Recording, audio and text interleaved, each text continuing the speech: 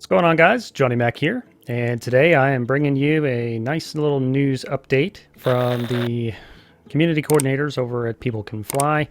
They actually published this announcement over on Reddit addressing how the demo's launch week went, how things have gone so far, what they've done to rectify some of the launch woes.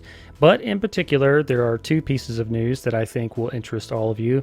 Number one is the backside patch that's coming tomorrow, which is going to change how loot works. And on top of that, how things are going to progress further on from here on out due to all the cheating and the hacking of the game, which has been giving people loot that they really shouldn't have. They've actually been able to progress beyond the boundaries of how the demo is designed. There are actually individuals out there that have used a program called a trainer, which has allowed them to progress all the way up to max level of the game, and the game's not even out yet. So without further ado, let's go ahead and get on into these patch notes.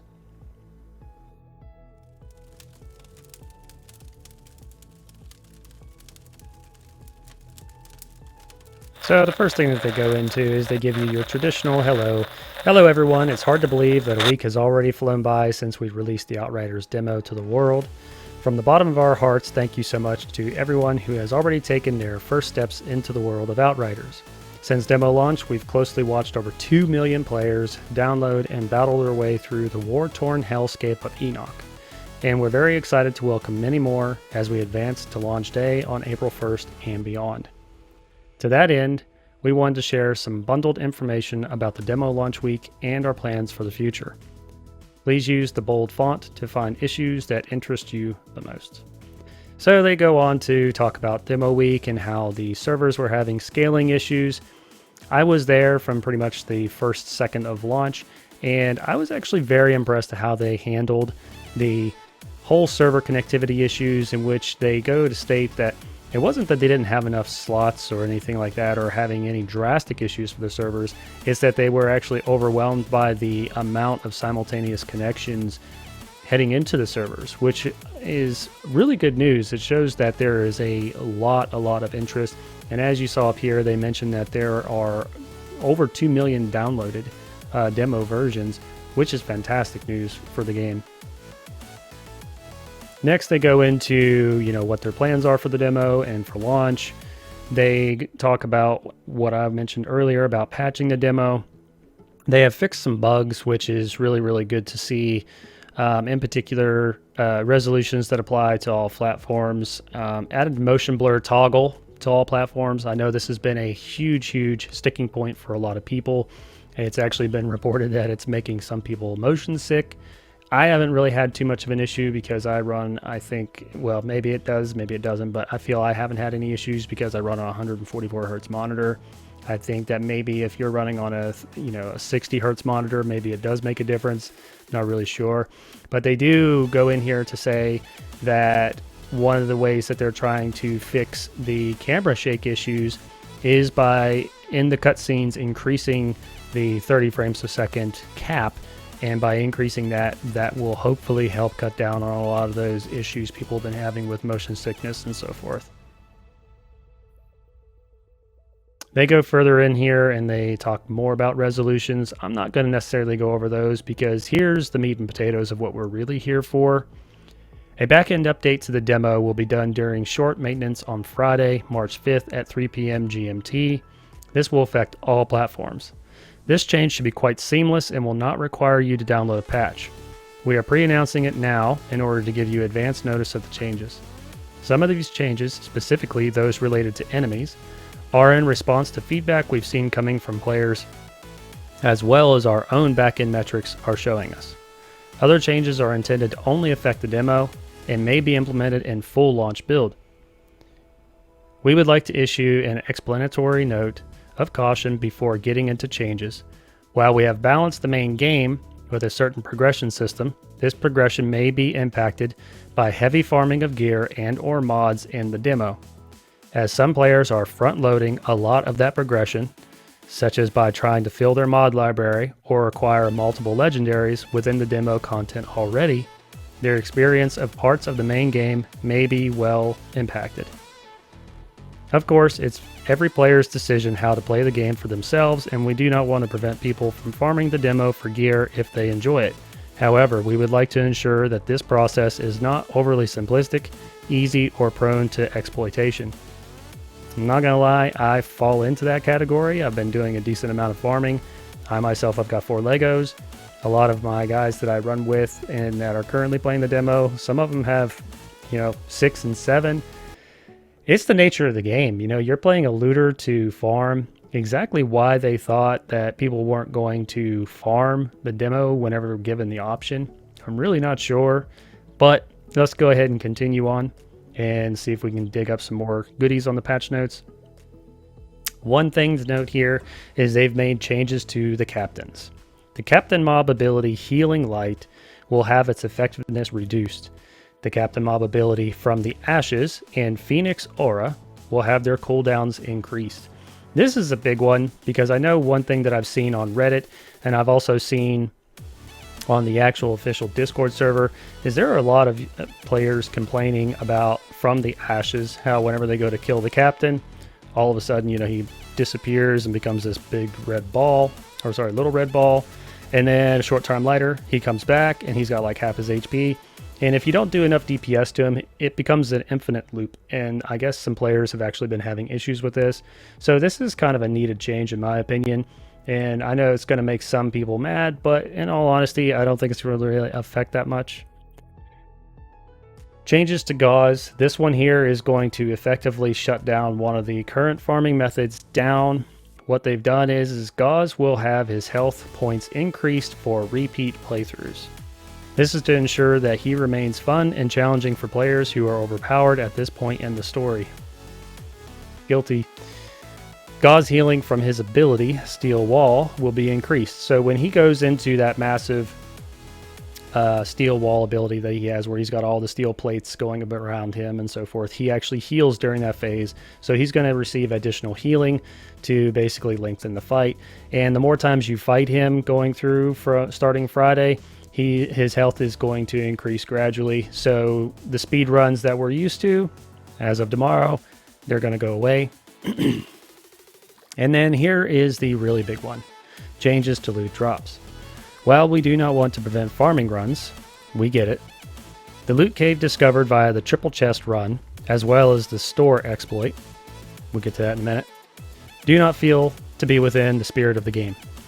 To that end, we are redirecting farming efforts to mechanics in the game that may be more enjoyable for players to play through and repeat. Epic items will no longer appear in shops and vendors within the demo. Granted, let me repeat that again, that is going to be within the demo, not the full game, but the demo. Chests will no longer drop legendary items. They don't say this here, but I have a feeling that this is going to be applied to the demo only, not the real game. I guess we'll have to wait and see. Side quest rewards on repeat runs will now have a chance to drop legendary items. So what they're saying here is that the first time you play through on the side quest rewards will only be like normal loot drops. Once you've completed the story in the demo, you go to repeat those quests, you have a chance to get legendaries now, where you really didn't have it before. Drop rates for enemies are not being changed at this time, as we feel these are balanced quite well for the average player experience. And they have a little note here, rip that captain. Note that running this background update now is also a way for us to preemptively ensure that such back-end balancing can be straightforward, low-impact method of also rectifying an excessive balance issues in the main game. So really what they're saying here is that they're trying to cut the head of the snake off before it gets too big, because they're afraid that it's going to really affect the main game. And I can kind of agree with this. And once again, as I had mentioned earlier before, barely touched on it, was the camera shake issue during cutscenes and dialogues.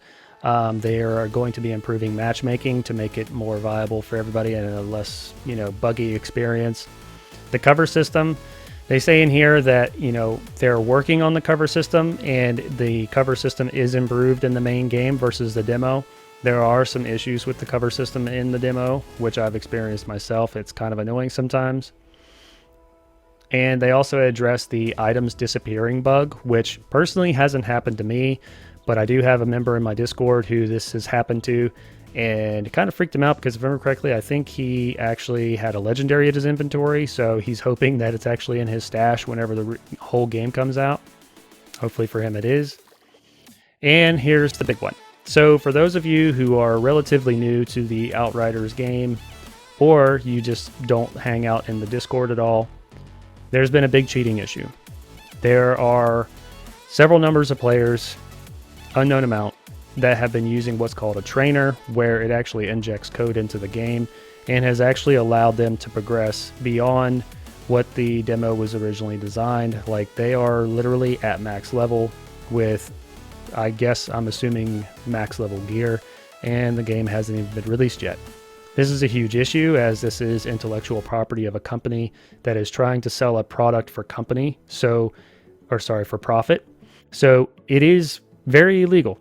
And these individuals, I can only hope that they get severely punished, because when you're messing with the code of a product that a company is trying to make profit off of, there's a lot of work that has been done on that code, many, many man hours, and you're messing with people's jobs, and that's not a good thing.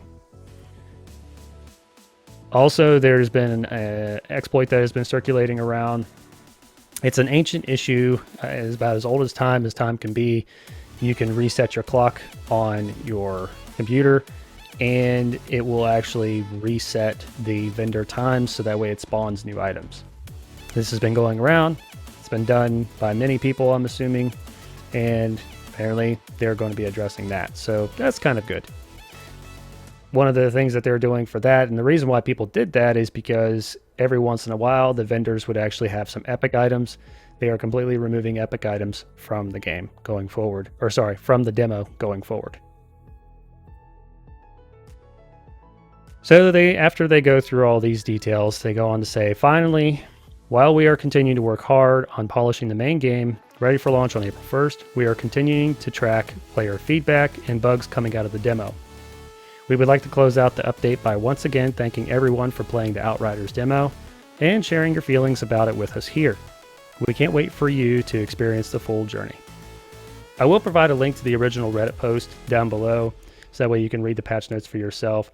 But I will go on further to say that I'm actually really impressed with how the community coordinators handled this and how they made their decision to do this going forward with the demo. Because I can use actually one particular example where something similar happened with another game, Anthem. There was a chest exploit where people found out that you could get masterworks very easily from a particular chest run. So what ended up happening is they nerfed the drop rate of chests, being able to produce masterworks, and in doing so they completely nerfed the whole loot table into the ground. And I do remember, consequently, because they did that, the game lost a lot of players, and it definitely was not a good time for anybody that was actually serious about playing the game at the time. So for the sheer fact that they have decided to handle this with their demo and their live service, not live service, but their actual game that's going to be launched in April, it speaks volumes about where their mindset is, and they really are trying to look out for the consumer and not just themselves, and it seems like they're really intent on learning from the mistakes of others, which is extremely refreshing. And I can't tell you how happy I am to see this type of response versus response that we've seen in the past with other games. So with that being said, like I told you before, I'm going to leave a link to this in the description down below so that way you all can read it for yourself. So until my next video, guys, thanks for watching this one. And if you haven't subscribed yet and you want to see future content of news updates, builds, tips, things like that, hit that subscribe button, and I'll catch you next video.